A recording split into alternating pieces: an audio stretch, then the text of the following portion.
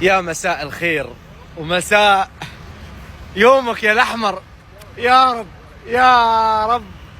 المهم حبايبي، طبعا بجانب مباراة منتخبنا اليوم مع جزر القمر في قمة عربية كروية من الطراز الفاخر، المملكة العربية السعودية والمغرب. فشوفوا ما شاء الله الناس والعالم في الدوحة. يقول لك اليوم متوقع أن ملعب الوسيل يكون ممتلئ بالكامل، 80,000 متفرج حاضر.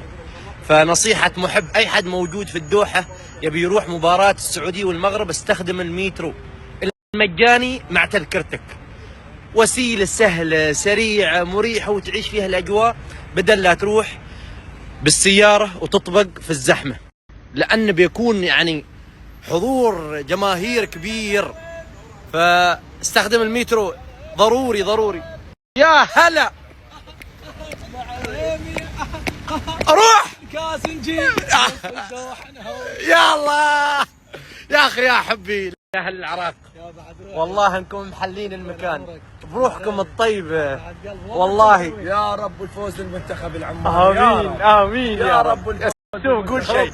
عمان الدور الثاني ان شاء الله نكون مع العراق. وشعارنا سيفي والخنجر عماني. الله حبايب حبايب، عاد اذا التقينا في النهائي كيف؟